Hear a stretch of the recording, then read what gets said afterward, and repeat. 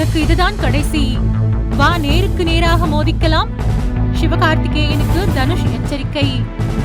நடிகர் தனுஷ் நடிப்பில் உருவான படம் இட்லி கடை. இந்த படத்தின் இசை வெளியீட்டு விழா சென்னையில் உள்ள நேரு உள்விளையாட்டு அரங்கில் நேற்று இரவு மிக பிரம்மாண்டமாக நடைபெற்றது.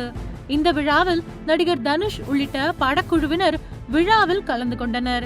இந்த விழாவில் நடிகர் தனுஷின் மேனேஜர் ஸ்ரேயாஸ் வில்லங்கமாக பேசியிருப்பது இப்போது சமூக வலைதளங்களில் பேசுபொருளாக மாறி வருகின்றது. நடிகர் தனுஷுக்கு எதிராக சிலர் நெகட்டிவ் PR செய்து வருவதாக பகிரங்க குற்றச்சாட்டை அவர் முன்வைத்திருக்கிறார். மேலும் தனுஷ் வளர்த்துவிட்ட சில நடிகர்களே அவரை எதிர்ப்பதாகவும் அவர் குறித்து அவதூறு பரப்புவதாகவும் ஸ்ரேயாஸ் அந்த விழாவில் பேசியிருப்பது பூதாகரமாக வெடித்துள்ளது. இட்லி கடை இசை வெளியீட்டு விழாவில் நடிகர் தனுஷின் மேனேஜர் ஸ்ரேயாஸ் பேசியதாவது, ஃபேமஸ் ஆக 2 வழி இருக்கு. அதில் ஒன்னு ரத்தம் சிந்தி வேர்வை சிந்தி உழைச்சு டாப்புக்கு வருவது, இரண்டாவது டாப்ல இருக்கிறவங்கள அடிச்சு மேல வர்றது.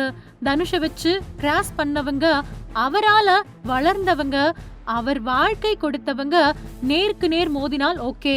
ஆனால் ஒரு கம்ப்யூட்டர் பின்னாடி ஒளிஞ்சுக்கிட்டு பேசுவதை ஏத்துக்க முடியல. நடிகர் தனுஷ் பாலிவுட், கோலிவுட், டோலிவுட், ஹாலிவுட் என எல்லா வுட்லயும் படம் பண்ணிட்டாங்க. தனுஷ் இனி நடிச்சா மட்டும் போதாது, PR பண்ணவும் கத்துக்கோங்க. ஒருத்தனை 10 பேர் அடிச்சா அவன் தலைவன். தலைவன் சொன்ன மாதிரி நல்லவனா இருங்க, ரொம்ப நல்லவனா இருக்காதீங்க என்று ஸ்ரேயாஸ் அந்த விழாவில் பேசியிருக்கிறார். அவரது இந்த பேச்சு இப்போது கோலிவுட் வட்டாரத்தில் சலசலப்பை ஏற்படுத்தியுள்ளது. உங்களால் உயர்ந்தவங்க என்று ஸ்ரேயாஸ் ஹைலைட் செய்து பேசியிருப்பதை சுட்டிக்காட்டும் நெட்டிசன்கள் அவர் நடிகர் சிவகார்த்திகேயனை தான் சூசகமாக தாக்கி பேசியிருப்பதாக கூறி வருகின்றனர். நடிகர் சிவகார்த்திகேயனை 3 படம் மூலம் தமிழ் சினிமாவில் அறிமுகப்படுத்தியவர் தனுஷ். அத்துடன் சிவகார்த்திகேயன் ஹீரோவாக நடித்த எதிர்நீச்சல், காக்கிச்சட்டை போன்ற படங்களை தயாரித்து அவரை அடுத்த கட்டத்திற்கு உயர்த்தி விட்டதும் தனுஷ் தான் என்பது குறிப்பிடத்தக்கது. ஆனால் குறிப்பிட்ட காலத்திற்கு பிறகு நடிகர் தனுஷுக்கும் சிவகார்த்திகேயனுக்கும் இடையே பனிப்போர் மோதல் ஏற்பட்டதாகவும், யார் இதில் பெரிய ஹீரோ என்ற இமேஜ் ஈகோ ஏற்பட்டதால் இப்போது இருவருக்கும் இடையே கடும் பகை நிலவி வருவதாகவும் கூறப்படுகின்றது.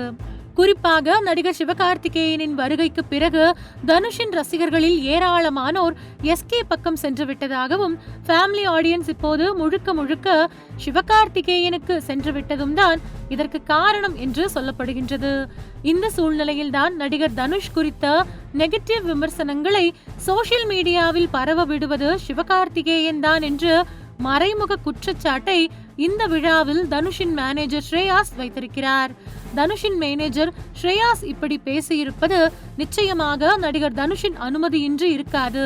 போன முறை இதேபோல் தனுஷ் பேசிய நிலையில் இந்த முறை தனுஷ் பேச வேண்டியதையெல்லாம் தனது மேனேஜர் ஸ்ரேயாஸ் மூலம் பேச வைத்து விட்டார் என்றும் தெரிய வந்துள்ளது. சிவகார்த்திகேயன் மீது இப்படி தனுஷ் தரப்பு குற்றச்சாட்டு வைத்திருப்பது தமிழ் சினிமா ரசிகர்கள் மத்தியில் பலத்த அதிர்ச்சியை ஏற்படுத்தியுள்ளது.